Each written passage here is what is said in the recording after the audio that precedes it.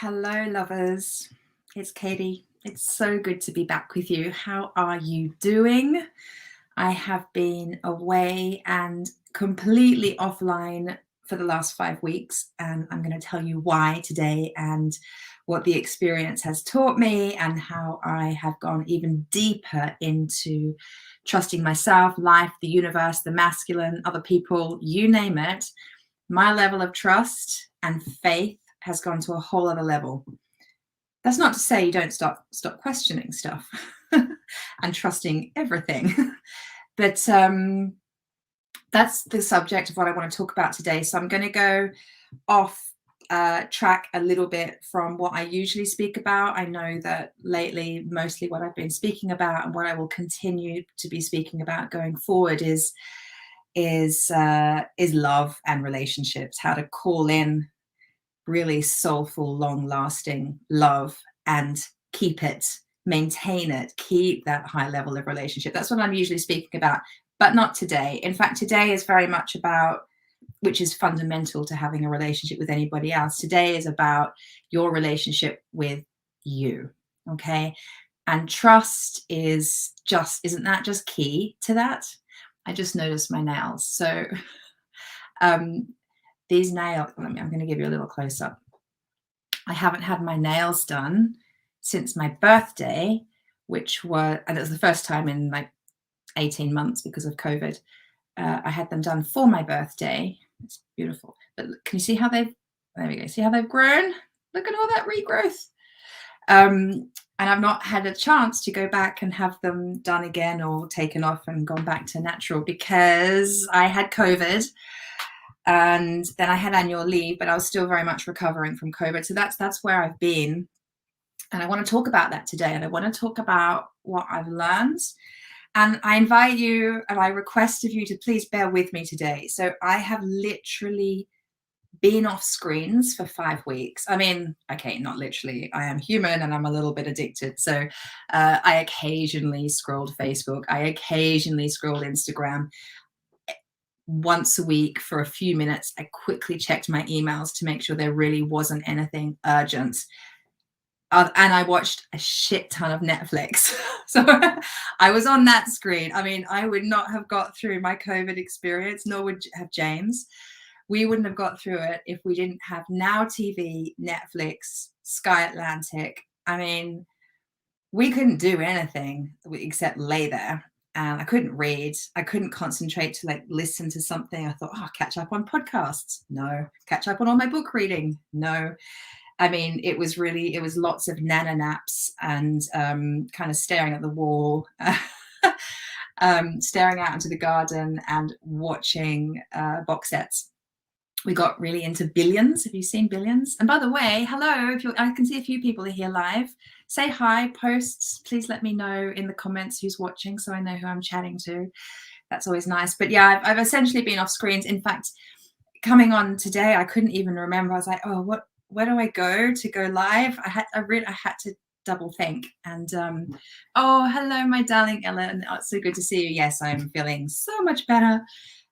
In fact, I think I'm 100% back. Yeah, all good. Hello, Lindsay, sweetheart. So good to see you, Ruth. Hello, good to see you again too. I'm so glad to be back. I'll get back into the swing of things, but I made a conscious choice and a commitment to myself that my first week back this week would be very gentle. I wouldn't push myself. In fact, I made a point on Monday morning. My disempowered masculine old self, the old corporate Katie, who is such a good girl. Hello, Wendy. Mwah. Good to see you. She would have gone back to work. I would have, there was this drive. Like, I'm not saying it was my first instinct was I must get up early. I must straight away catch up on emails. I must immediately connect with my clients because, I've been gone for so long. I must work. I must prioritize work and I must work hard and fast to catch up. That was my first thought on Monday this week. On Sunday, really, as I was realizing, okay, tomorrow I really am back. And then I had to have a word with myself.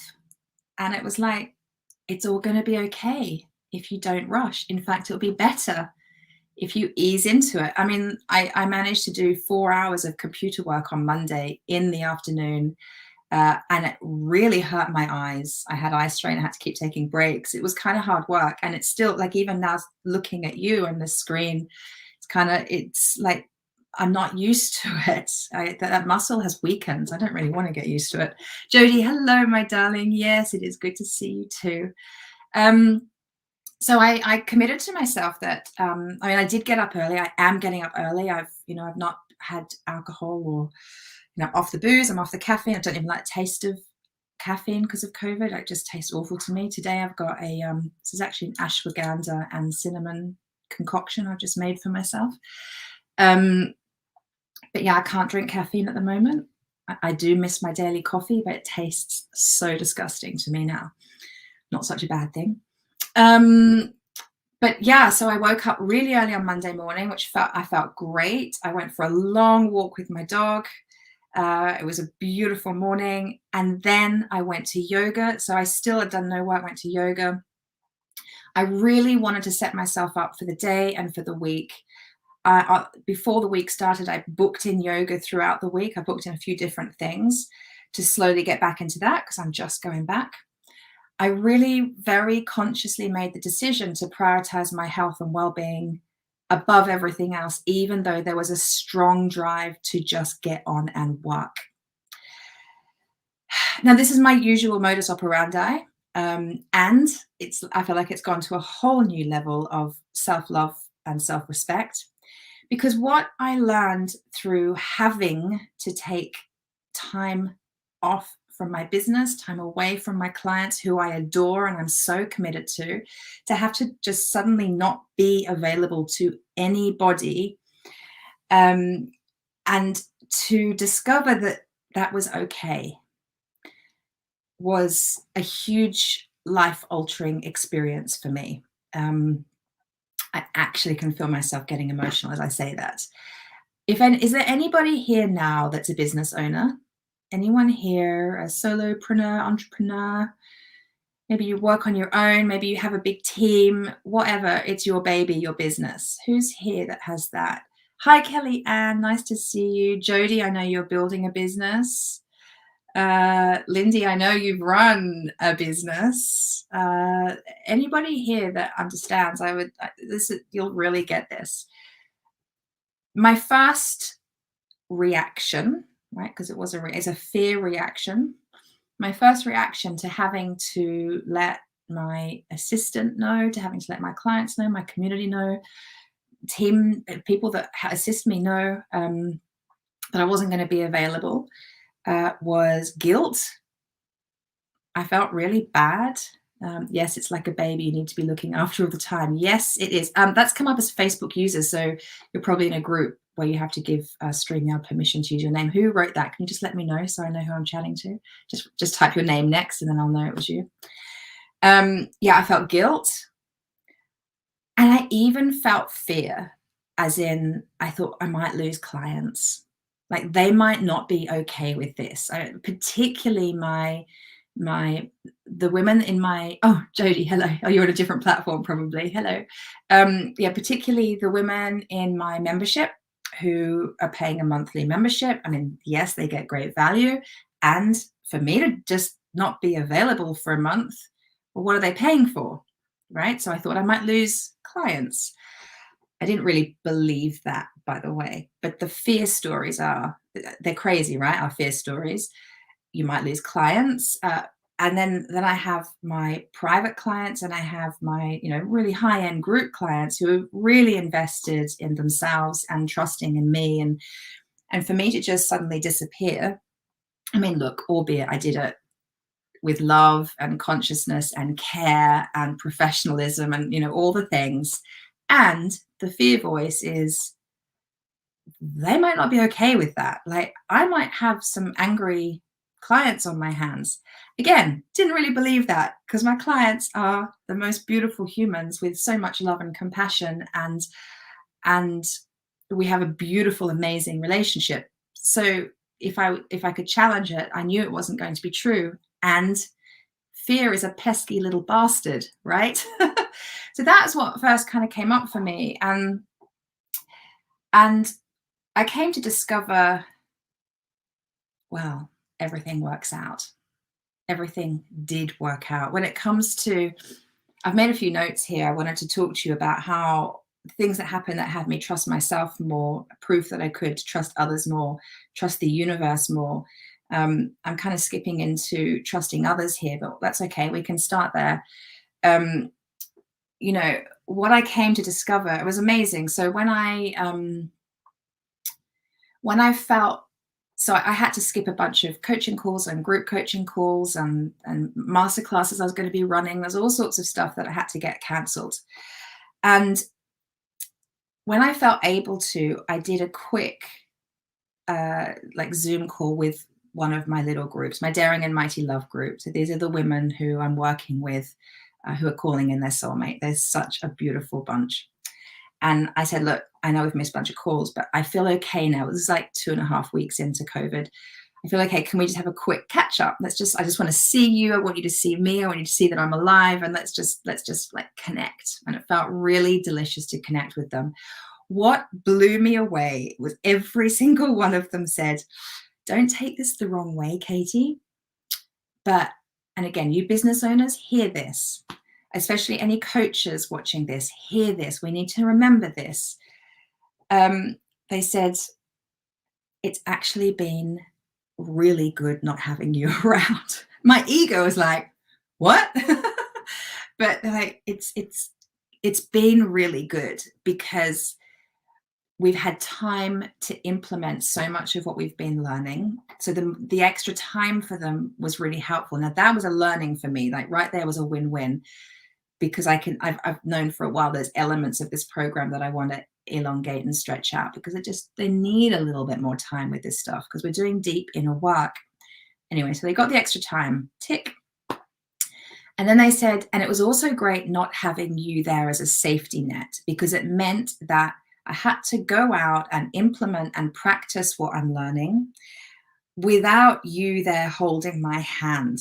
Now, this is what all of my clients end up doing when we work together. And the point of the work is to get them to a point of not codependency with me and needing me, but getting them to a point where they can be out in the world practicing what we've learned together and their new habits of behavior and implementing the growth and all the things without me. So we work into that. But this group, it's still very early days, and yet they still really appreciated the fact that I wasn't there to catch them if they fell. There was no safety net. And that was a real awakening to me, and really beautiful because what it showed me was that I wasn't trusting them enough to be able to do that. Of course they could do that. They're incredible women, all successful in their own right. They've overcome the most massive challenges and hurdles in their lives. They're super bright. They're super competent. These are smart, capable women. Of course, they'll cope. But there was something about, and it is almost from my perspective, almost like a codependency as the coach, feeling like if I'm not there, you're not going to be okay. If I'm not there, I'm not fulfilling my end of the deal in terms of this relationship. I had to learn to trust my clients. That felt huge for me.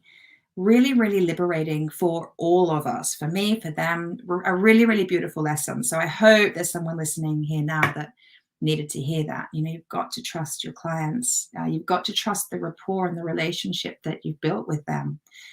Hi, Helen. Great to see you too. Maybe see you on the masterclass tonight or a coaching call tomorrow. So yeah, trusting my clients can cope without me. And then, then I had the most wonderful, amazing, uplifting experience with my clients where my Evolution membership group, they all clubbed together and sent me the most amazing gift basket. I burst into tears when I received it. It was stunning. It was an enormous bunch of flowers and a basket of fruit and tea and chocolate and lavender and all the things. It was so gorgeous. A candle. And I realized, like, there at the beginning of my COVID journey, I was thinking, God, one of the fear stories, like I said, was what if I lose clients? Well, the freaking opposite happens. I feel like I developed a deeper relationship with them because I received from them. I give a lot to my clients, and I do receive a lot from them. They all inspire me. I love having them in my life. I love our calls. So I receive a lot, and yet this enabled me to receive in a totally different way from them. And all the messages that I was inundated with messages from clients from all over the world sending me love and saying all the right things. And yeah, I learned to receive in a whole different way from them, which was absolutely beautiful. I've always, and I don't know if any of you here can relate to what I'm about to share. Uh, so, because we're talking about trust right now, and historically, my um, my instinct is not to trust, particularly anything to do with the masculine. So work, systems, business, money, men. There's a real default for me not to trust. I know my story. I've done my work. I know where it comes from. And I know when it comes up, I have to pause and feel it and check in with myself and choose to respond in a way that's coming from a place of love, not from that historical place of fear. And a bunch of stuff happened. So I knew that my assistant, Leanne, I don't know if you're here. I know you'll be watching this at some point. She was having to handle a whole bunch of things for me and making sure certain things were automated. And, thankfully, I've got a beautiful business where things can be automated when I need them to be. So I can take a break. I can step away. I mean, I was already going to be having a 3-week summer break, which just so happened to coincide with the back end of my COVID. So it gave me a beautiful long recovery. So we're already automating a whole bunch of stuff so that I could just have a break away, put my feet up and recharge properly. But, I had to rely on her, and I can't give examples and I don't need to, but, there was some interactions with her, some emails. And often my first reaction, I noticed, and this is what the gift of time and space does for us, because I wasn't trying to be busy. I had to stop and surrender at home. I noticed what I do. And my first reaction was quite, to trusting that she had my baby, my business in her hands. My first reaction was to not trust her. My first reaction, and Leanne, I'm saying this, and mwah, love you. I'm just being human. My first reaction was to doubt, to predict what would go wrong and that she wouldn't see it. All this crazy shit that goes on in our heads. And I had to, and again, with the gift of time and space, to just be, instead of distracting myself from those horrible feelings or even allowing them to carry on and, send a shitty email or a shitty text. That was never going to happen, but it could if we weren't more conscious. I allowed myself to, and this was a theme for the last few weeks, when discomfort came up for me around trust, I had to allow myself to just sit and feel it and not distract myself. I mean, I had, like I told you, I had my box set distractions there if I needed them, but I chose to sit with it and feel it. And it was yucky. And it tapped into and reminded me of where all of this distrust came from over different periods of my life. And I was able to just feel it and move through it. And it felt so transformational. And I feel like I was doing that pretty much on a daily basis with lots of different things going on.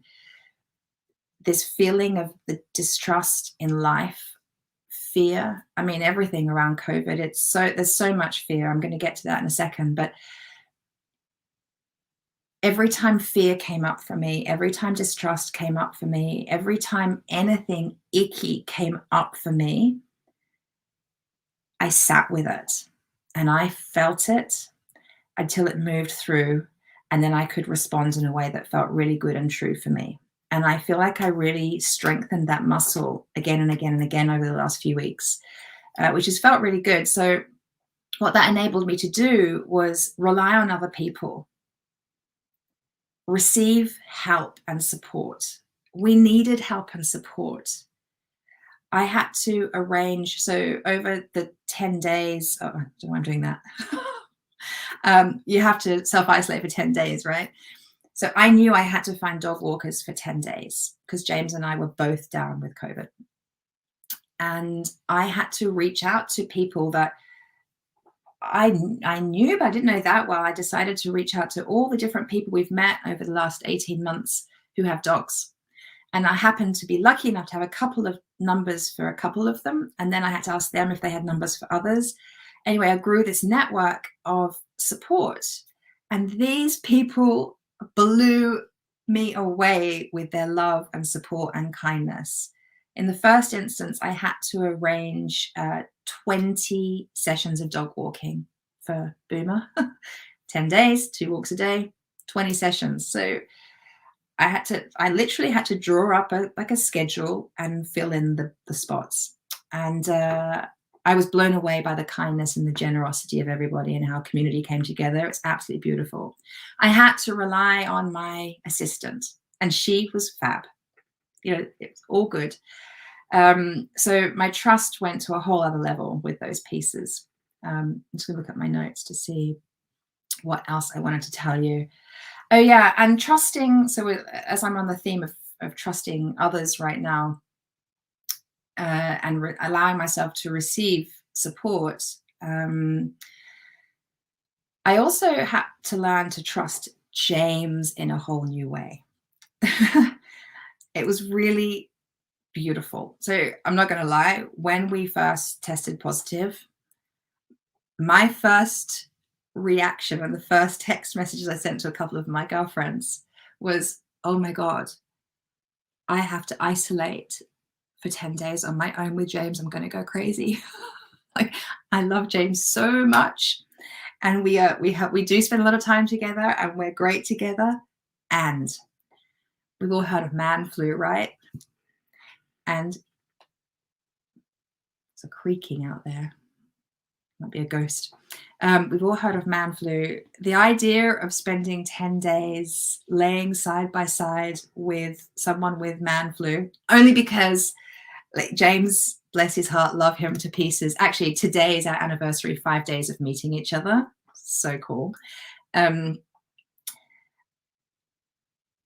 He's a little bit of a hypochondriac, like not a hypochondriac, but he kind of exaggerates. You know what I mean when I say man flu. Okay. And the first sort of 24, 48 hours, it was like that.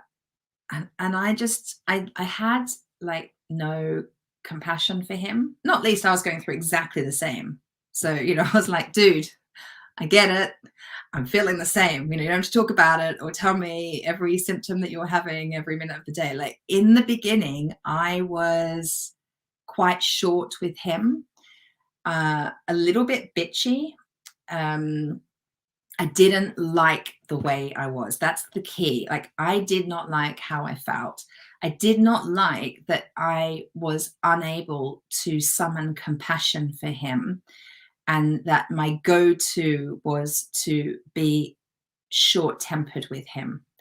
Now, this was huge, a huge, huge, huge piece for me. It's a huge lesson. Again, so going back to that piece, I had the time and space to feel into this discomfort. I really did. I sat with it. I felt it. It was icky. I was looking at this man who I adore and love, and like what it took for me to call him in, and what I invested in to heal and be the vibrational match for him to come. Most of you here now that I know that are here know my story. Like, I adore this man, adore him. It felt so gross to not be able to summon compassion for him in those early couple days. So I sat with that. I felt that. Again, remember, it's a fear-based experience. I tapped into where that came from. I had some powerful memories. It's stuff I've worked on before, and I had to take it a level deeper.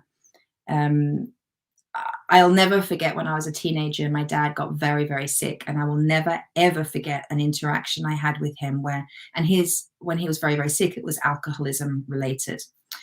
I didn't know that at the time, although I think I probably kind of intuited it. It came to light that that's what it was.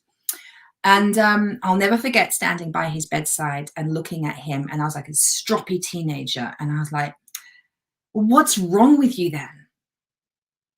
Really stroppy. What's wrong with you? No love, no compassion, just anger and resentment. And why are you not okay? Why can't you just be okay? Now, I've done lots of work to understand. I'll never forget my mum, by the way, at that time saying, Katie, have some compassion and kindness for your dad. And I was like, that's where I was at with my dad at that point in my life. I now know why that was. And there was all sorts of things that had happened in our lives and around dad where, you know, he didn't step up for me. He wasn't there for me. He wasn't reliable. I did not trust him. I did not trust him. And it was the root of where my distrust of the masculine in general came from. And it went right back to when I was sort of 5 or 6 years old, all sorts of things. So I didn't have compassion for him. How could I have compassion for somebody that I didn't trust and that I was always waiting to let me down? And so this translated into my relationships with men always until now.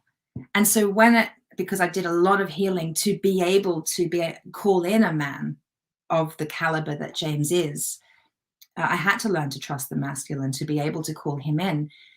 Now I'm with him, I'm having to take my trust to another level. And this has been an ongoing journey over the last 5 years. And it went a whole other level deeper while we were laying side by side in bed, watching repeat episodes of one episode of Billions. If you haven't seen it, you've got to watch it. It's brilliant.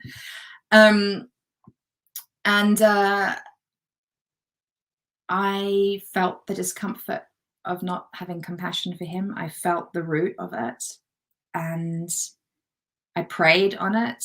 I did the Ho'oponopono prayer around it, if you know the Hawaiian forgiveness mantra. And I allowed myself to move through it. I don't know how that happened, but I know that when we forgive ourselves and when we go through healing, we don't need to understand what happens. Our soul and our heart do the healing for us. And I came through it. And I told him how I'd been feeling. That was so beautiful. It was a whole new vulnerable conversation. And I said to him, from now on, I promise to have compassion for you because I know I can trust you. And so my ability to relate to him in that way really, really shifted and continues to. It still comes up. Like it's a piece for me. But I've had another level of healing with it, and I can talk with James about it even more easily now when it does come up. And that to me is the most incredible gift. And I needed to have that experience at that point because we have been side by side then we were side by side for a month, right? So, and we had to get through COVID together. Certain things happened during our journey together. We had one evening that really felt very frightening, where I had really difficult chest pain and James was kind of freaking out about it. And then he had a really weird, funny turn, and it all culminated one evening. In fact, that story leads into another piece I want to tell you about in terms of trusting the universe and trusting life. If I hadn't connected with him so deeply in like day 3 of COVID and had this realization that I needed to have compassion for my man and that we were to be a team through this, not in competition, who's feeling worse, none of that bullshit. We are a team in this together. and we're going to help each other. So we took turns cooking. I mean, look, we were so blessed. We were very sick, and we weren't so sick that we couldn't get out of bed and make ourselves a snack and take turns in that, and make ourselves some food and take turns in that. Might have happened slowly, might have been some simple meals, but they were very healthy, and we really, really prioritized taking care of ourselves and each other. So, and then we had this one evening, like day 5 or 6, something into it, where I had these chest pains, and it reminded me, it was the same pain I had when I had pneumonia and pleurisy about 8 years ago. So that I have scar tissue on my lungs from this pneumonia and pleurisy, which makes me a little bit apparently high risk. I'll circle back to my trust in my body in a minute, because that didn't bother me in the slightest. I wasn't remotely worried that I'd had pneumonia and pleurisy. I trust my body. But it made me remember it. I'd forgotten how it felt to have pleurisy, and this pain hit, and I thought, oh, I remember that. And it hurt to breathe. And in the space of 45 minutes, it went from a little pain to extreme pain, where I was finding it really difficult to breathe. And of course, James was like freaking out a little bit, because that's his nature. I could feel the fear come up. And this is the thing with all that we've listened to in the media and everything, you know, what we've lived through this pandemic for more than 18 months. Well, no, I guess it's 18 months now, isn't it? It's so fear-based. There's so many scary stories. We've all heard at least one scary story, right?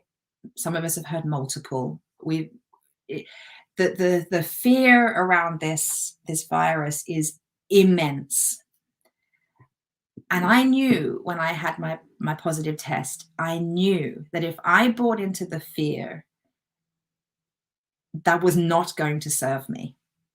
I had to, in the very first instance, choose to trust my body, choose to trust myself that I could take care of myself, that I knew enough, that I've spent years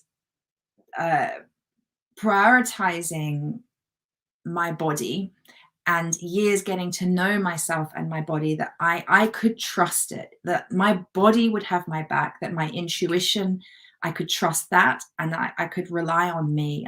That was so important as soon as I got that diagnosis. And so when I had this chest pain, did you hear that? It's like trusting myself, trusting my intuition also was super, super key. And so I had that experience of this chest pain, and I could feel, I mean, the fear that started bubbling up was terrifying, because I felt, you know, the fear story was, oh, gosh, I could be turning a really nasty corner right now. This could be going in a direction that isn't going to be very pleasant. And I could feel this fear really taking over my body. And it lasted a couple minutes until because James was like Googling, never Google. We know not to Google stuff, right? He's Googling and saying stuff. And I was like, no, I'm going to go outside and breathe some fresh air. So I just went out, sat in the fresh evening air, looked up at the stars, and I prayed. But I made a very freaking powerful decision to not go into fear. It was not going to take me to a very healthy place, because the fear would have made me more sick. I know that. I know myself. I have a feeling most of you here would agree that fear accentuates and accelerates illness, right? So I sat out in the garden on my own. It was really cold air. And I just breathed, and I looked at the sky, and I called on my angels, all of them. And I called on my guides, all of them. And I said, take care of me, please. Please take care of me. I trust you. Can you guide me through this? Tell me what I need to do. I'm handing it over to you, but I'm not going to go into the fear. And it felt really good. I felt really connected to myself. I grounded myself. My breathing calmed down. And I decided that I was just going to move through the pain. At exactly the same time, though, as James was, I mean, he insisted that we call 111 just to get some advice for me. I'm like, yeah, cool, we'll get advice. And while he was on the phone to them, he had a really, really funny turn. And while he was talking to them in the beginning for me, he had to hand the phone over to me, and it became about him. And then they had to send a paramedic for him. I'm not going to go into what happened. In the end, the focus went off me and onto James. And then I had to call 111 separately. And they didn't seem too concerned about me, but I said, look, there's a paramedic coming out for my husband, so should I just get them to check me out? And they said, get them to check you out. But they weren't concerned. And it was so interesting to realize that, you know, I really, really, really believe that we were so embarrassed an ambulance was coming, because we're really fit, healthy people. And we're like, what's going on here? But they came, it was the biggest gift. This is where I feel certain that the angels stepped in for both of us. What happened for James and what was going on for me was manageable. And these two paramedics that came that were just angels. And I am thankful for paying tax to have that level of support so quickly. I am grateful for living in a country that I can make a phone call to a service that's free. I mean, I pay taxes for it, and I'm, like I said, super grateful to pay my taxes. And these two incredible angel people would come into my home, and they ran every test on both James and I. Look, while we're here, let's just do it all. We had ECGs, we had blood sugar tests, where they tested how oxygen levels were going to our lungs, blood pressure, did I say that? We had every test. They were amazing. The feedback was, you two you're like scoring 100% on everything. You are so fit and healthy.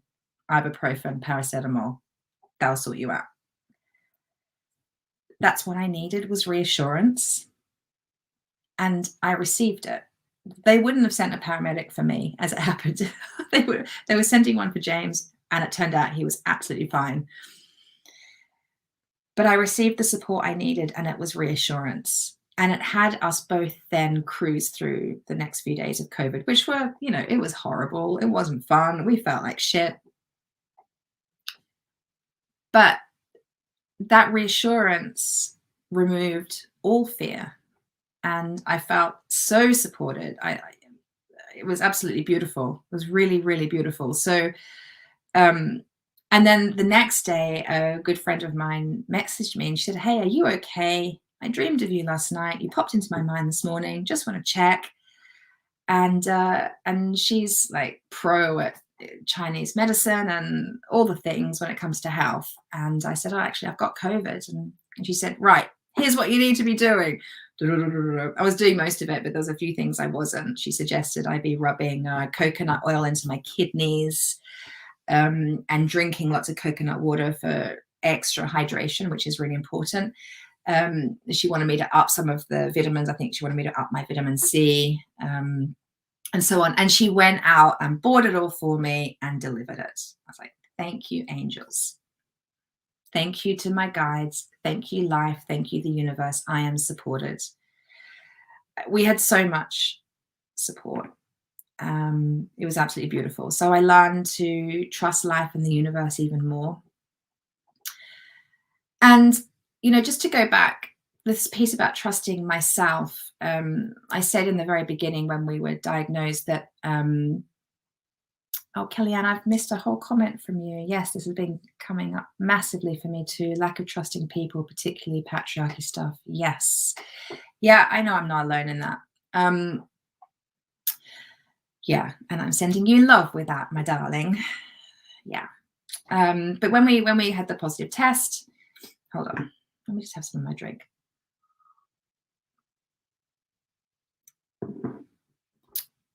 I immediately started using the mantra, thank you, body. Thank you, body. Thank you, body. Thank you, body. I chose to trust my body. I didn't choose to buy into fear.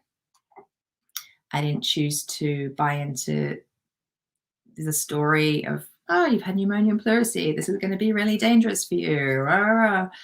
No, I trusted my body. I remembered and reminded myself that I have a very powerful relationship with my body, and I know what's right for me. So thank you, body, became my mantra. It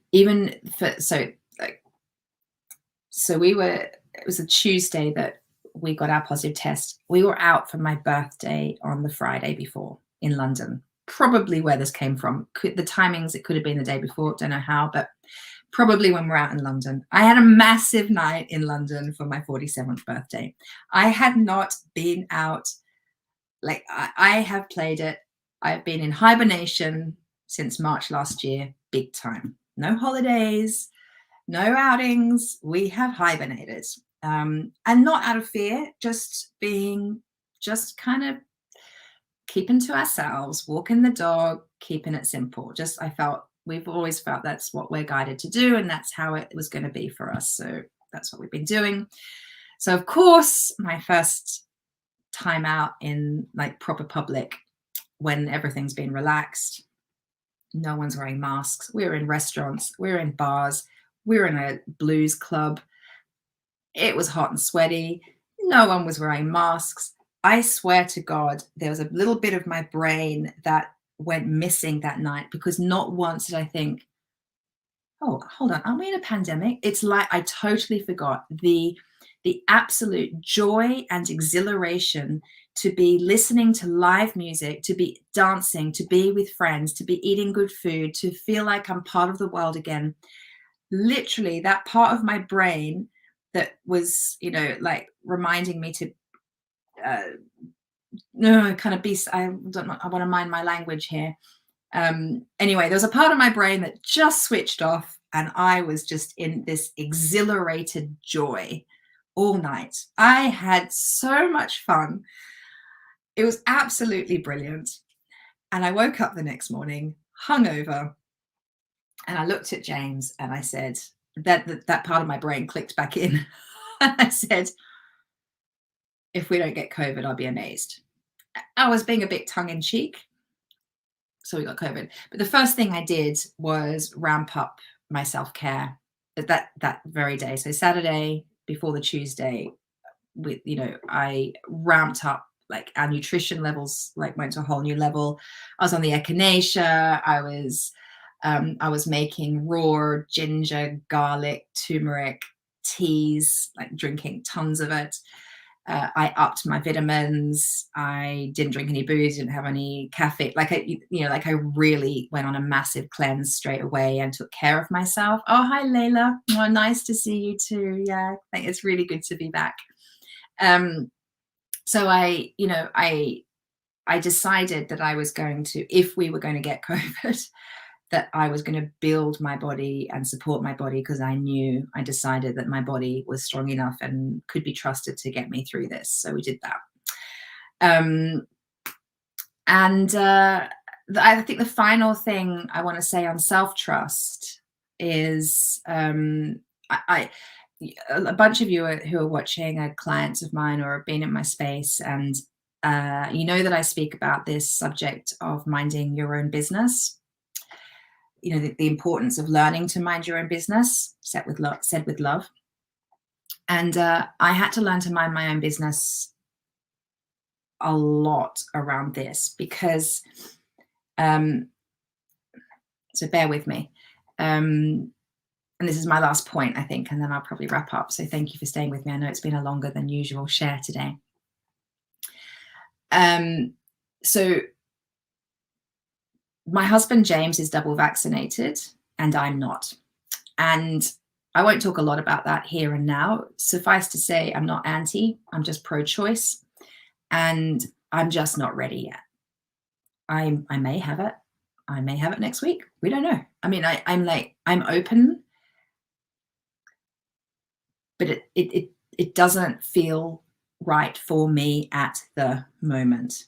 I question that regularly. I'm constantly challenging myself.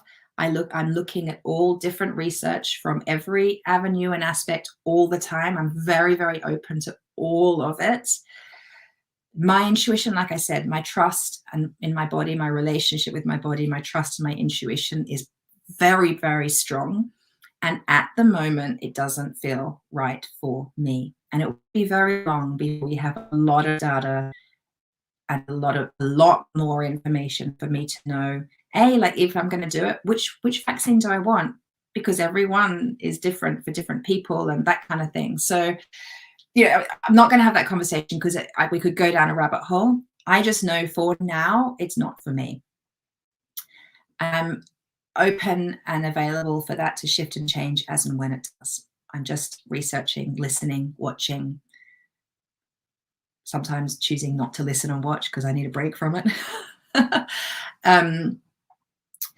Anyway, so that's where we were at. He was double vaccinated. I wasn't. And we both actually experienced COVID the same. What I will say, though, is that my symptoms lasted longer than James. So James was up and about, headache-free, full of energy, about probably 10 days before me. So I had 10 days of up and about, walking the dog, doing things, but I still had a headache every single day. I felt a bit dizzy, and I had to take the occasional nano nap. So so my recovery was slower. What do we put that down to? Multiple things. Again, I'm not going to go down the rabbit hole. But the reason I'm sharing this is because obviously my decision not to be vaccinated, lots of people have an opinion on that. And even when I told some of the amazing local friends that were walking the dog for me, when I told them that I hadn't been vaccinated, I was really, as I told them, I felt super connected with me and confident, and I was sharing my truth. And I choose to be authentic and always, always, always share my truth. And I do my best to do it from a place of love. I did that. And then afterwards, this fear kicked in for me, which is, I believe, the greatest human fear is to be abandoned and left alone. I thought my fear stories came up that, oh my God, they're going to be walking my dog, thinking, I can't believe I'm helping that woman by walking her dog, and she's so irresponsible to not be vaccinated. This is the sort of shit that was going through my head. I thought, they're going to start all talking about me. There's quite a little community of dog walkers around here. Everyone knows everybody. And they're all going to judge me. They're going to talk about me. I'm not going to get to be part of the club anymore, the group anymore. They won't want to be near me because I've not been vaccinated. I'm evil. I'm wrong.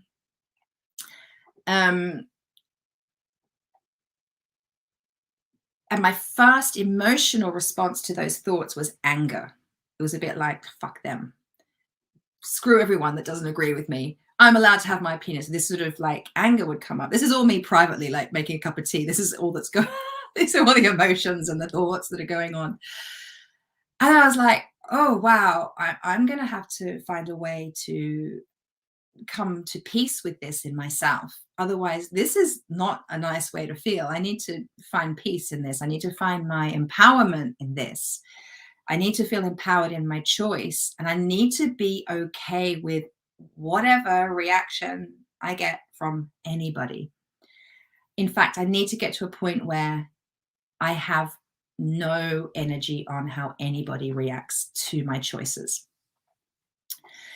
And that was really powerful, because what I came to realize was, and a lot of you who are here will know that this is something I talk about a lot. When we're in anger, usually that's a secondary emotion. What's really going on usually is that we're vulnerable in some way. We're scared, we're fearful. And that's what I realized is, like, I'm not actually angry at these beautiful people who are helping me with my dog. These are good people. I'm not actually angry with them. And actually what I came to realize was, even though they were encouraging me to be vaccinated, I had texts saying, please, Katie, we care for you. Please get vaccinated. Like, they're really good, meaning, loving people that wanted me to be okay. They weren't judging me. They just wanted me to be okay. really what was going on for me was this vulnerability that I might get excluded. They might not like me, equals alone, equals rejection. It is the greatest human fear. I really, really believe that. That's why we're so wired to connect. We need each other. It's a survival piece. It's not just a nice to have. It's a survival. It's not just a thriving. It's a survival piece. We need each other. We need to feel part of something. We need to be loved. We need to be connected. We need to feel included. It's really, really important. So my vulnerability was they might not like me. So once I understood that for myself, I then was able to come to a place of, well, what's more important to me? That I'm liked and included, or that I'm true and authentic to myself? What is actually more important to me? That I'm true and authentic to myself. Is it true that if that group of people don't want me in their gang, it's like school days, right? It's all old teenage conditioning, childhood schooling conditioning. It's all that stuff. If they don't want me in their gang, is it true that nobody does? No. Is it true that I will be alone? No. Is it true that nobody loves me? No. Right? So I had to check it out. I had to check out all the fear, thoughts, and statements and move into my own empowerment and stay aligned with me and take mind your own business mantra to a whole new level. Trusting that however anybody reacts, responds to my choices is their business, and that's totally okay. Great. Whatever you think and feel, great. And also trusting that most people just want me to be okay. So even if they're trying to give me advice and strongly urge and encourage me to do what I'm being told to do, it's because they want me to be okay. I know that. I know that because of the people that I'm in community with and friendship with. So I've been talking a long time, and Layla's saying I can relate to those mind chatters. We all are, really. Yes, that's right. So true. Yes, Layla, thank you. I know I'm not alone in this. But it's important to share these stories. I mean, I really wanted to share my experience of COVID with you, which to confirm, like, I feel really, really great now. The only thing is smell and taste is still a bit weird. But actually, I think it's really supporting me because truthfully, the stuff that I really don't like the smell and taste of anymore is actually not good for me. And I find that very interesting. Like chocolate, mostly I can't taste it. Some I can. Coffee, miss my coffee so much. Let me have another sip of my ashwagandha. Which is actually I'm actually getting quite used to this earthy taste. Anyway, I think sharing stories is so, so, so important. I love storytelling. I love listening to people's life experiences. I think it really, really, really helps us. I wanted to just share where I've been the last few weeks. I didn't want to teach. I didn't want to talk about how to call in your soulmate. I just wanted to be me and reconnect with you because it's been so long, and share a little. I mean, I learned more than I'm sharing today. I learned more than trusting myself and others and God. There were more lessons than that. And yet the trust piece has been absolutely profound, and has really, this whole experience has just had my relationship with myself deepen even more. Who knew that I do say that it's endless. I kind of know that, except when you experience it again and it blows my mind. I think it's absolutely amazing the depths to which we can come to know ourselves and love ourselves and be there for ourselves and have our own back. And at these times, what's going on in the world, we really, really, really need to know and love ourselves and have our back. We really do need to be able to take a stand for who we are and where we're at and what we believe in. And we absolutely have to come from a place of love. So, like, that's just how it needs to be. We have to know how to come from love. And we cannot come from love if we're not being love. We cannot operate in the world and respond to the world in love if we're not able to do that for ourselves first. So it all starts with us. And yeah, I find it the most profound and amazing thing to have it be a daily practice to know and love myself. And I really hope that that's how you're living your lives too. And I invite you to. I know everyone that I know that's here live, I know that you are, right? I know that you're on this trajectory as well. And I know how committed you are. What's Layla saying? Thank you for sharing. We'll watch the replay, but so good to have you back and well. Yes, it's so good to be back and well. Thank you, sweetheart. Thank you. You've been on an amazing adventure as well the last few weeks. I can't wait for us all to catch up. Okay, I'll leave it there. I have said enough. Love you lots. I will return next Wednesday with answering Q&As on love, dating, relationships, particularly in midlife. And yeah, I can't wait for that. And for those of you in my Evolution membership, I'll see you tonight on our masterclass. It's all around sex tonight. Can't wait. And tomorrow's coaching call. And for my Daring and Mighty Love ladies, tomorrow night, group coaching call. Can't wait. Can't wait to be back with you all. All right, darlings, have a beautiful rest of your day. I'll see you next week. Mwah. Bye.